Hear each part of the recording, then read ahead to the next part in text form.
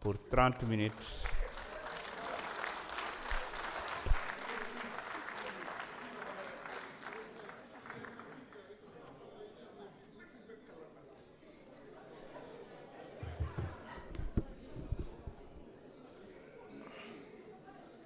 auzu billahi mina shaytaani rajim bismillahi rahmaani rahim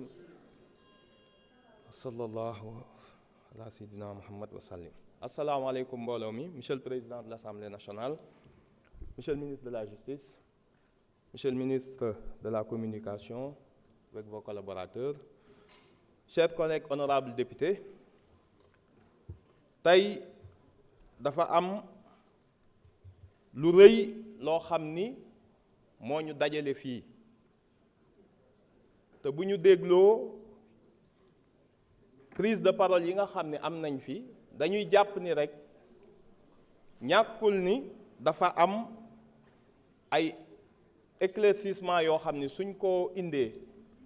débat bi passion biñ ci bëgg a dugal du ci am et ñenn ñi jëloon position xëy na ñëwuñu woon commission xamuñu nan la affaire bi demee mais jàpp nañ ni buñ ci paree sénégalais yi dinañ xam lan mooy xew actuellement ci assemblée. Damay rappeler ni am na ñu ne lii ñuy def amul njariñ ndax yeneeni problème mu ngi ci Sénégal. Ma leen di fàttali tout d'abord ni leen dëkk yu mag yi nekk ci àddina ñu naw leen ndax gestion ressources naturelles, ndax transparence ak réew yoo xam ni même indice réew mu neex a dund buñ ciy tànn réew yi gën a mag mooy Norvège ak pays scandinave yi. dëkk yooyu ngay dégg ñu ne le ministre ak premier ministre daa démissionné ndax daa jënd ab baguette ci xaalisu état bi moo lay wan ni redevabilité est au cœur du développement et non l'inverse. dëkk yooyu ils ont fait le lien bonne gouvernance bi fa am bien-être social bi fa am ak transparence su autorité yi ba nga xam ni politique mënul nekk benn moyen pour enrichissement. donc lii ñuy def lu am solo la. beneen bi Assemblée nationale yàgg na am ay projet de proposition de loi buñ ko seetloo yu ci ëpp wala bu ñuy réviser constitution li ci ëpp mooy nan ngay dooleelee président bi fi nekk wala ay débat yoo xam ne amul solo. tey bu ñuy poser Sénégal ci Afrique bu ñu voté lii ñu voté ba pare bis buñ ci paree jàpp naa ni am na réew africain yuy yëngu ndax seen jeunesse bi dinañ ni Sénégal mënul voté déclaration de patrimoine autorité am yépp déclarer ko président ñoom seen président yi continuer di mel ni ñuy mel. lii lu rëy la ci Sénégal ndax mënoon nañ fi débat yu ñàkk fayda. déclaration de patrimoine du président de la République mu ngi dugg constitution en 2001 ñu ngi ko soog a dugal ci constitution sénégalaise article 37 en 2001 ci constitution bu bees bi. ñi naan constitution bi dañ koy réviser mais constitution dañ koy réviser waxuma sax révision yi passé de 2001 à 2007 2007 ci juróom-benni at réviser nañ constitution bi juróom-ñaari yoon. xam nga lan moo nekkoon objet révision créer Sénat njëkkoon créer kii de li njëkk créas boobu le créas moom lañ njëkk a créer réviser constitution pare réviser constitution yokk mandat député pare réviser constitution dugalaat Sénat. donc yu ñàkk fayda yooyu rek moo mësoon a nekk révision constitutionnelle mais bii lan la ñuy réviser tey lan moo xew. li fi xew mooy donc ñiy wax naan lii amul solo dañoo jàpp ni ci réewu tubaab yi la baax moom la ñuy wax un bon pour l'Occident jàpp nañ ni africain mérité wul lii.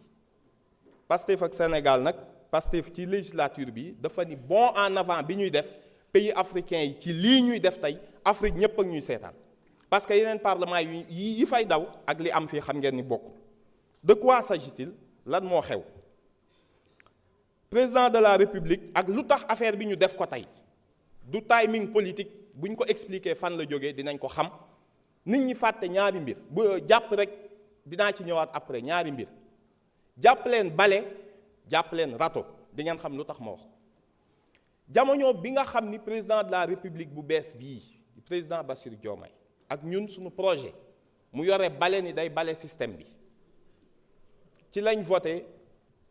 promesse électorale yi ñu amoon ci transparence muy lan le code la déclaration de patrimoine ak OFNAC bu bees. ci déclaration de patrimoine bi ñu ne képp koo xam ni détenteur de pouvoir nga di gérer xaalis ñu wax ko fii palette bi gudd lool ñëpp dañuy déclarer seen patrimoine bu ñuy dugg ak bu ñuy génn ñetti weer boo duggee ak ñetti weer boo génnee. ñu nañu waa yéen de da ngeen bi ñu ko fi voté opposition bii di wax tey dañ ni ñu da ngeen a bëgg a muccal président ndax moom bokk ci. ñu ne leen déedéet bu leen yàkkamti moom déclaration de patrimoine am du ci loi mais ci constitution la dinañ ko def à temps li ñu wax dëgg la président ni ñu mars bu jotee dinaa yu indi ñetti mbir mooy déclaration révision constitutionnelle la loi sur les partis politiques ak CENI di ngeen xam lan moo tax projet yooyu ñëwul assemblée ba tey ak lu tax Pastef jël responsabilité bi ñu li ñu njëkkoon a jaaxal ñun mooy bi ñu publier les avant-projets yi bi ñu ko publier dañoo seetlu ni article 37 on a modifié le sens du serment te loolu mooy avant-projet dañ dem xool ko article 37 ci site jubal jubanti da ngay gis ni dañoo modifier le serment présidentiel mais kenn modifié wul la déclaration de patrimoine moo lay wan ni renoncé woon nañ ci bu yàgg à cette période là nit ñee ko liirul wala seetluwuñu ko mais dans le nouveau projet avant-projet bi doo ci gis déclaration de patrimoine à la sortie ñu ne affaire bi jaaxal nañu loi sur les partis politiques et leur financement ñu ne président lan moo tax indiwoo ko ndekete lii moo taxoon damaa bëgg a créer sama parti ñu financé ko financement boo xam ni loi du ko encadré moo tax projet yooyu toog di nelaw looloo tax ñun bu ñu paree woon fii dañuy indiwaat loi sur les partis politiques tey lu ñu ñëw bëgg koo yëkkati ñu gëmloo ni ñu affaire yi day dem ci référendum xaar leen ba référendum ñu demee référendum nañ ñu jox date si on nous avait donné une date du am problème mais mënoo jël ab référendum boo xamante ni kenn xamul kañ la buñ ko toppee logique bi mooy war nañ dem élection locale ci mandat bi ñaari at ak genn wàll ci def war nañ dem élection locale war nañ dem dissolution war nañ def référendum soog a demaat élection présidentielle ñeenti élection ci ñaari at ak genn wàll ñun xam nañ ni yooyu narul am et que actuellement ce qui se passe lii kese la déclaration de patrimoine bi ñun ñoo ko porté lan lañ wax président da ngay def déclaration de patrimoine sooy dugg da ngay def déclaration patrimoine sooy génn après ñu publier ko mu créer un cavalier législatif mooy nga fekk amendement nga dugal quelque chose qui n'a rien à voir avec le texte mu ne dinaa ko d'accord à une condition ñu ne ko lan mu ne foog ñu ngeen boole ci premier ministre ak première assemblée ñun ñu xool ci titre yi gisuñu titre bu ñu bind président assemblée président ñu ngi ko tudd benn yoon ci constitution benn yoon mooy booy tànn membre conseil constitutionnel président assemblée daa war a proposer ñaar mais nekkul sax ci turam sax nekku ci woon ñu nekk ba tey garaawul amul problème on va le voter maintenant comme que léegi amendement bi ñun nëbbuñu dara premier ministre amul benn problème d'accord nañ pour ñu génne patrimoine am far génne na ko démb dañ koy publier léegi amendement bii texte bii ñuy voter président moo ko proposé ministre bii indi ko fi ñu nangul ko buñ ko voté tey lan mooy la suite lan moo war a nekk la suite mooy dañ ko war a promulguer jarul dem référendum bu premier ministre bu ministre de la justice taxawaatee fii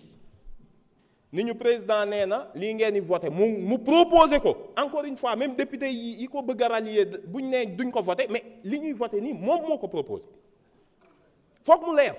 lii ñuy voté tey moom moo ko proposé ñu nangul ko ci dialogue des institutions ni ko amul benn problème maintenant buñ ko voté tey au 3/5 fii ak juróom-benni fan war na koo promulguer bu ko promulguer wul waxu référendum bu amul date bu boobaa nag li ñu war a voté ginnaaw suba dina gën a am sens muy les fonds spéciaux ci la nag nit ñi soog a war a comprendre fan lañ jëm ak lan mooy suñu séparation dama ni la bi ñu yoree bale ni dañuy bale système bi voté nañ loi sur les lanceurs d'alerte voté nañ loi sur l'OFNAC voté loi sur déclaration de patrimoine ñi nga bale woon ci système bi ñu leen ratowaatee ñu dugg ci biir système bi ci biir état dugg palais dugg ministère yi dugg fépp nga ni du ma encadrer parti politique financement am fonds spéciaux kenn du ko laal ba pare di transhumer loo ay maire xel mën naa tey lii ñuy dund ku ne woon ñun dinañ nekk ci gouvernement Pastef bu ñuy transhumer loo ay maire te maire ku ko transhumer loo ñaari mbir nga koy transhumer loo poste nga koy jox wala xaalis te xaalis bi nga xam ni ñoom la ñuy financer nit ñi ba nga gis bu ñuy dem réunion seen réunion bu gën a ndaw ci ñoom daal di dóorante mooy fonds spéciaux. lu tax da ngay ñëw ni lii fonds secret la ñu ne la waaw nga ni non pour sécurité état la ñu ne la waaw ñun de assemblée dañoo bëggoon ñaar yër li nga ni fonds spéciaux la est-ce que dugal nañ ko ci sécurité nga ni déedéet kenn du ko laal du seen domaine. donc bu ñu la joxee 4 milliards fonds spéciaux bu nga ni fonds sécurité la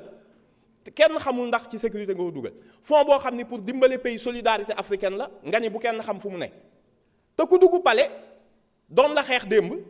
xeex la présidentielle xeex la législative bu génnee ni woon yaa fi gën a bon terroriste nga tey bu génnee ni yaa fi gën xel dina teey te loolu dinañ ko leeral. on les poussera à ce que ñu xam lan moo ñu séparé tey ak ñun bale bi ñu amoon rato lañ ko remplacé rat te ku rato système bi di nga xam ni du système bay seey ci yow yaa seey da nga koo yëgul. lii mooy le texte na sénégalais yi am fulla ci lii ñuy def buñ ko xeeb réew tant que transparence amul doo am confiance ci institution yi ni man maay défendre institution kenn du ko proclamer institutions yi ne sont pas sacrées nañ ko leeral. président bi mu ñëwee ñaari institution la njëkk a faat muy ban kan moo dindi conseil économique et social du woon institution kan moo dindi HCCT du woon institution fu ñu sacré bu ñu sacré woon duñ dee ana Sénat ana CREAS conseil constitutionnel bi du dañ koy dindi remplacer ko cour ana conseil d'état ku xamante kuy conseil d'état institutions ne sont pas sacrées li sacré mooy le peuple qui de la moom rek en permanence. débat bi dañ ko bëgg a changer te lii ñuy dund dafa war a leer si le président refuse dugal li mu waxoon mars l'avant-projet de constitution parce que déclaration de patrimoine bi bëggul ñu dugal ko ci su nee fonds spéciaux yi duñ ko encadrer nga def ko corrélation ak le refus de voter bi ñu waxoon loi sur les partis politiques et l'encadrement de leur financement ni képp ku financer parti politique ci xaalis boo xam ne ci état la jógee dañuy dissoudre sa parti. nga ni tey damay defar parti bu bees loolu lépp dama koy xaar ba am doole juddu tey màgg tey dunde état loolu mënul nekk fonds politique ay fonds wu état mënul nekk ruyu xale ab parti buy soog a judd loolu lañ war a wax ku bëgg ruyul xale boo bëggee ko màgg tey ngemb tey da ngay uti vitamine nga jox ko mais vitamine bi mënul nekk les fonds de l'état loolu dañ koy xeex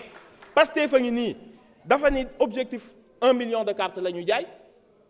carte bu ne 1000 francs bu ñu paree am 1 milliard est-ce que ci état lañ ko jëlee ñu ngi yoon ci pouvoir mës ngeen ñoo gis fenn ñu woote fa ay meeting ak di def tey jii dañoo continuer population bi continuer ñoo wóolu say mbokk mere la ni la yow ba nga nekkee ministre xanaa nga ne ko non ñun dañoo nekkoon ministre pour nekk des ministres ordinaires on n'était pas là pour s'enrichir suñ bëggoon nguur dañuy toog comme ñoom li ñu def moo gën a yomb toog fee ànd ak waa système bi gestu gis leen. ñi la doon xeex démb kooku c'est une faute morale mënoon naa nangu nga séparer ak Ousmane Sonko parce que jubóowu leen ci orientation économique mais est-ce que c'est nécessaire nga dem ratowaat waa système bi ñu dugg ci poison boo génne sa yaram doo ko inoculer waat sa bopp loolu c'est du suicide politique et c'est une faute morale yoo xam ni génération future sunu martyrs yi tëdd ci suuf si xam ngeen ni loolu duñ ñu ko baal. pour en revenir à yenn yoo xamante ni wax nañ ko fi sànq muy fi ngeen dégg ñu ne dissolution bi par exemple c'est réclamé à corps et à travers ñun amuñu ci problème mais nañ ko wax dëgg ab ministre génn na ni dañoo bloqué la loi de finances rectificative monsieur le ministre de la justice loolu demande solennelle bu ñu lay wax su dee assemblée nationale da nga fee indi loi de finances rectificative ñu bloqué ko nag ñu ko leeralal fii parce que loolu baaxul ci image yu institution Pastef du bloqué ay loi de finances rectificative li tax ñu indiwuñu loi de finances rectificative bu ñu voté déjà indi ko en conseil des ministres c'est parce que bëgguñu woon wane ni hausse bii dafay am yokk bii lañ doon nëbb depuis tout ce temps ndax mënoo créer parti politique ba pare ñu naan la affaire yaa ngi yokk nga nekk di transhumé loo nit ñi et cetera ñuy gis débauche xaalis bi nga xam ni moo am ministre boo ci gis agenda événement religieux moo ëpp avant agenda wu ñi ñu ko sant pour mu saytu leen gis nga leen audience seen cadre et en plus ils n'ont même pas l'intelligence de le cacher fu ñu dem ñëpp xam les enveloppes mais li ñu doon xeex yëpp dafa ñëwaat tey ñun dañoo am kersa gàcce gi ñu am bu ñuy dox ci kaw nit ñi naan leen li ñu leen digoon rato bi yëpp dugalaat na ko on a honte de ce qui se passe actuellement te dañ koy wax. Ce qui se passe mooy loi de finances rectificative musu fee dugg ils l'ont envoyé sans texte ñu delloo leen ko laaj leen texte bi ba heure bi ñëwul te virage bi Sénégal di dem nit ñi dañ ko war a comprendre il faut que sénégalais xam ce qui se passe. Président Ousmane Sonko moo taxaw fii nii du ma nax nit ñi man maa wàññi courant maa wàññi ceeb maa wàññi yëpp ñu nekk en pleine guerre ci Iran temps yooyu la guerre bi metti le baril était à 110 nit ñi ni day dem 120 ñenn ñi ni day dem ba 150 mu ne hypothèse bi nga xam ni moom laa présenté woon de $65 moo ci nekkoon tey maa ngi ci 110 di jëm ci 120 le double su fa yeggee de dinaa waxtaan ak yéen nu ñuy yokkee waaye affaire bi wàcc ba 80 ngeen bëgg a gëmloo nit ñi ni moom moo tax déedéet non non mënul nekk ce qui s'est passé mooy lan FMI war na fi ñëw semaine bii te FMI ñëpp xam nañ li mu wax subvention du ko nangu ci pays bu endetté ku bëgg mu ñu defaraat say dette da nga koy restructurer restructuration nii lay demee la fin d'abord des subventions ceeb bi ak yëpp appliquer la vérité des prix parce que état foog ñu utloo ko ay marge budgétaire dindil subvention privatiser leen yéen a ngi dégg Sonacos lañ fa waxoon phosphate bi lañ ca waxoon dañ koy moomaatal suñu bopp nga xëy suba ñu ne la non non amuñu luñ ci participer mais amoo loo participer wooteel ay patriote bon neel sénégalais kaa leen jënd phosphate bi ngeen moomal ko seen bopp mais lu tax nga bëgg ko jaay Sangomar liñ ci waxoon tous les contrats liñ ci waxoon dañ koy dindi bis bu ñu Ousmane Sonko musul wax bu ñu liggéey ak FMI mais nee na du ñu xoj parce que bañ ko defee ñun ak FMI dañoo am ak moom histoire bu metti bu ñu yóbbee tey lii ñu dal dans les années 90 dafa fekk ñi am maîtrise mu ne ay nit ñi su pays bu sous-développé warul soxlay étudiant ñu jël maîtrisard yëpp ubbil leen ay boulangerie daal ni kenn dootul duggati université dindi bourse yi dindi lépp looloo tax ñu raté le saut technologique ba doo gis ingénieur informatique bu am xam-xam Afrique loolu la ñu bëgg a dugalaat duñ ko nangu dañu ni xool leen ay marge budgétaire ci biir état bi am na président waxoon na agence yëpp dañ leen di supprimer boole leen dajale leen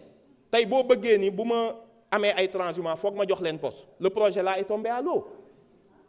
c'est que l'État ne peut pas être un ajustement variable d'ajustement de la création et de la structuration d'un parti politique loolu mënul ne il faut sénégalais xam li xew actuellement nii on a une rupture idéologique ak ñoo xam ne nee nañ le patriotisme qu'ils ont toujours défendu c'était en réalité du populisme ñi ne woon la résistance bi ñu doon défendre ba participer ci ba tëdd kaso c'était du fitna et que maintenant il faut abandonner le peuple pour se consacrer aux institutions parce que amuñu légitimité populaire il y a des ruptures idéologiques après nag rupture pratique yi soog a ñëw sur la transhumance sur les fonds politiques sur les crédits sociaux et sur la déclaration de patrimoine déclarer sa patrimoine à la sortie lan moo ci jar boo leen ci boolewul diw ak diw du ma ko def mënoon naa def ba pare ni léegi indi leen te ñun maa ngi lay annoncer une mesure boo xam ne on va porter ça gouvernement bi war na ci préparer wu on va amender l'article 18 de la loi sur la déclaration de patrimoine pour rendre toutes les déclarations publiques avec effet rétroactif comme ça léppay leer ku toog sa kër doppi turu Amadou Ba di nga xam lu mu am bi mu nekkee ministre ak léegi te gis nga lii bu di ngeen gis nag ñi koy nar a xeex bu ñu leen bett de xam ngeen lu tax ñu nar ko xeex parce que loolu su amee ñenn transhumants yi waroon ñëw nekk milliardaires yu kenn xamul dañuy taxaw ni man jaralu ma am nekk ministre bu ma naree wane sama patrimoine di nga gis fii ay maires yu toog ci dans des communes jaay suuf sa tabax ay kër immeuble Dakar duñ bëgg seen waa dëkk def ko dinañ indi fii loi bi leeral ko article 18 dinañ ko amender rendre tout public et de façon rétroactive sénégalais bu toog këram comme dans les pays développés nga tàppee turu ku nekk xool li mu am buñ ko fi indee nag bu kenn amender bu kenn vote bloqué te opposition bi ñu ngi leen ciy woo ñi jàpp ni ñun daa am lu ñuy nëbb dégg naa tout à l'heure ku fi wax nee naa la bu ñu ko defee ay maires démissionnés aujourd'hui il y a moins de 30% des maires qui ont fait leur déclaration de patrimoine nañ leen sanctionné mais bu dee da nga ni 300 maires laa moom 300 yi defuñu déclaration de patrimoine ku leen sanctionné moo tax ñu daw làq foofu ce pacte là c'est un pacte malsain entre le nouveau régime ak ses maires parti mënul juddu sur la base d'un braquage électoral braquage fekk ay nit yu la doon xeex votel ay nit nga ni ñoom laa jënd maa am doole loolu nit war na ko rus a wax munoo dem ci combat naan damaa doppewu maa gañe woo te maa la yëgal ni maire yi ngeen jël population yi xam nañ spoliation foncière bi ñu nekkee woon bi ko Ousmane Sonko nekkee lañ ko téye tey ku leen investir ñun ngay dimbale yàlla ngeen leen investir te yàlla ngeen gaaw ci élection yi li nga xam ni dégg nañ ko fi ci dossier Azer bi dossier boobu vraiment di ko wax fii jarul coow je comprends pas parfois yenn acharnement yi li nga fi dégg mooy dañoo bëgg a nëbbal Azer le parquet financier vient là de sortir benn communiqué nee na dossier bi ñëpp ñi ci laale émettre na ay mandat pour ñu jàpp leen waaye nag yuuxu bu ñuy jàpp yuuxu dana jóge ci ki nga xam ni bis bu ne mu toog fii bañ a tudd le principal bi nga xam ni ñu ngi koy wër ta daw na ndax du xoose rek de xoose am na xooseem bu local mais nañ ko déglu fii buñ fi wax député mënul wax ci Azer le parquet financier génn na léegi benn communiqué xoose ñëw na fi bërki démb enquête nañ ko buñ ko bàyyee mu dem mooy xëy na deful dara ku ko bàyyi ñun bàyyiwuñu kenn déclaration de patrimoine beneen bi nga xamante ni c'est extrêmement important te ñu war ko fee wax am na député bu ñëw ni dañoo violer règlement intérieur affaire mais règlement intérieur bi suñ defee révision règlement loi organique obligatoirement dañ koy jox conseil mais buñ ko joxul conseil président moo ko war a jox du ñun bu ko président joxul mais l'article n'entre pas en vigueur mais kay du yàq règlement intérieur bi man je me demande pourquoi quand toujours il y a un texte de progrès du président sax l'opposition dañuy ñëw di xeex Ousmane Sonko di jàppale président je comprends absolument pas moo tax ma ni leen on vous surveille yéen ñëpp képp ku fi def recours ci texte bu président indi ñu valider ko di ngañ xam ni yaa ngi uti parasol pour bañ naaj bi laal la fexe leen ba bu kenn ci yéen ñëw fii di fi jéem a def ay recours ci suuf ndax texte bi légalul wala na ngeen jub ñu dem lii c'est un progrès premier ministre def na déclaration démb indi na ci fonds politique yow président assemblée nationale Ousmane Sonko yaa yor IGE yaa yor Cour des comptes yaa yore OFNAC nee na déclaration de patrimoine ku ci def lu dul jaadu sanction bi dootoo occuper emploi public dootoo éligible boo ko bëggee xeex bu leen waxati mobiliser leen corps de contrôle yi ligne yi mu wax jënd na ko ci fonds yooyu nga xam ne mënoon nañu koo jox ñun ñii ñu campagne ko mu jënd ko pour dimbale état équiper primature équiper administration jëndal ko ay oto yoo xam ne du yu bees dafa fekk oto yu ñu saisir mu nekk li may jëndee bitim réew naa ko jox état du Sénégal génn leen ligne yëpp mais tant que ñemew leen saisir jarul point de presse léegi vous avez les éléments pour contrôler son patrimoine vous avez les éléments pour contrôler leur exhaustivité li mu am yëpp ku gis ni premier ministre président Ousmane Sonko am na kër ci biir géej gi wala am na compte en banque ci jaww ji bul lëbbati dara demal nga jox ko gaaw ki nga xam ne mooy OFNAC mais toog di wax ji jeex na ñun fi ñu jëm mooy nous concentrer sur les questions économiques et sociales gis nga lii ñu bëgg a naxe nii ñun buñ ci tombee ginnaaw question fonds politique yi jeex na on reprend les fondamentaux mooy nan la ñuy saytoo ba virage bii ñu bëgg a def pour dindi les acquis sociaux yu fi premier ministre Ousmane Sonko bàyyi woon ñu ànd ceeg population yi ndax boo ñëwee yokk carburant kat te wàññi woo say agence yow bëggoo sa canal y a des niches yu nekk ci dëkk bi niche yi bari na trop niche yooyu nañ ko jëli ba pare ba sës ñu soog a wax mais guerre boo xam ni chaque jour déggatuñ fa sax bombe bu tàkk prix baa ngi gën a wàcc nga bëgg ko justifier suba lépp lañ nar a wàññi lépp lañ nar a yokk te bu population yi bett assemblée nag léeg-léeg ñu ne lan la assemblée mënul créer ay usines ñun bañ nañ ko ba bu ñu defee proposition de loi ñu ne ñu da ngeen yokk charge mënu leen sax créer lu ko financer ñu conseil constitutionnel dindi ñun ñeme nañ fay ñëw naan président bul wàññi est-ce que wàññi bi dañ ñoo consulter wu ñu yokk essence bi consulter wu ñu il faut pas qu'on tombe dans ce piège il faut ñu delloo si le débat économique social fii ci assemblée tey kii protéger Sénégal ak population bi assemblée la nekk man maa leen ko wax parce que la jonction bii ñuy gis avec tous les anciens candidats yu jóg di jàppale si président mooy jonction wu système bi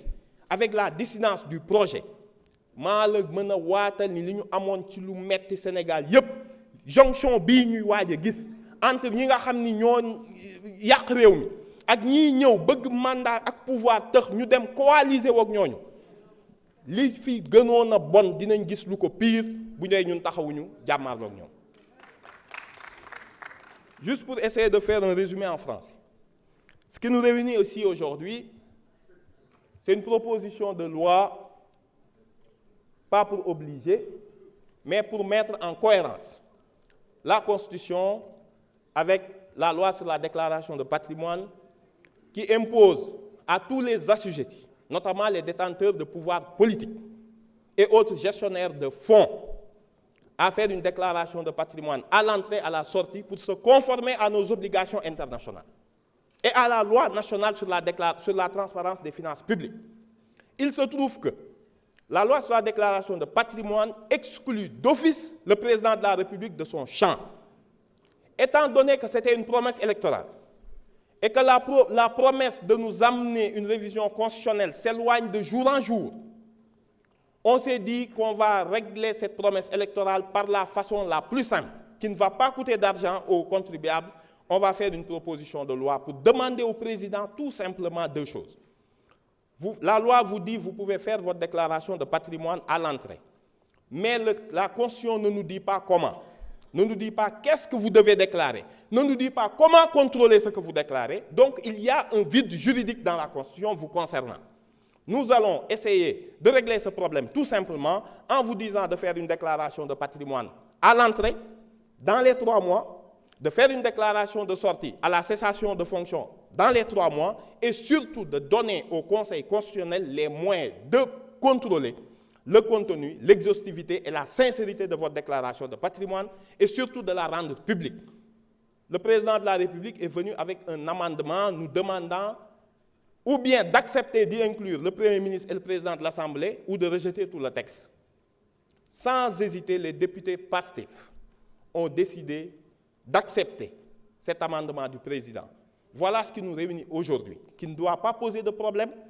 et que le ministre ici présent viendra défendre un texte où déjà tous les députés sont des... Il n'est pas nécessaire de prêcher des convertis. Nous sommes tous d'accord que le président de la République, le texte, l'amendement qu'il a soumis, nous allons voter cet amendement. Mais il ne faut pas que le ministre vienne ici nous dire que les députés ont voté un amendement du président de la République, mais que ce dernier n'entend pas le promulguer immédiatement, qu'il va attendre encore des mois et des mois pour le soumettre au référendum. Nous savons que nos finances publiques ne pourront pas supporter cela. Si le texte est voté et qu'il n'est pas promulgué dans les 6 jours, c'est une forfaiture. Un président ne peut pas proposer un texte et refuser de promulguer. Voilà le contrat moral et la déclaration du ministre de la Justice devant le peuple sénégalais, devant la représentation nationale. Une déclaration qui sera suivie par des millions de Sénégalais et de compatriotes de la diaspora. Une déclaration qui restera dans les archives de ce pays où un président de la République aura demandé à des députés de voter un texte et de refuser de le promulguer. Ça, ce serait une forfaiture grave, une faute morale, inacceptable. Inacceptable. Voilà ce qui se joue aujourd'hui. Il ne s'agit pas de discours, il ne s'agit pas de convaincre. Nous sommes d'accord, vous prêcherez des convertis. Nous sommes pour la déclaration de patrimoine, nous sommes pour y inclure le Premier ministre. Encore une fois, le président de l'Assemblée, nous allons voter une loi pour rendre la déclaration de patrimoine public pour l'ensemble des assujettis. Et on va déclarer avec effet rétroactif pour que les Sénégalais puissent voir l'ensemble des assujettis, leur déclaration de patrimoine et les comparer avec leur niveau de vie et leur niveau de revenu. Voilà ce que le député PASTEF propose, ce qui est unique en Afrique, ce qui est un débat dépassé dans les pays occidentaux, mais qui nous plombe encore notre démocratie et notre confiance dans les institutions. Voilà ce qui se joue. Aujourd'hui, il n'est pas nécessaire d'augmenter la voix, de hisser des passions. Il s'agit simplement, pour le président de la République, représenté par le ministre de la Justice, saillant de nous dire que ce texte que le président a proposé, que les députés ont accepté que ce texte va être promulgué et n'attendra pas un éventuel référendum qui de plus en plus s'éloigne de notre horizon politique. Je vous remercie de votre attention.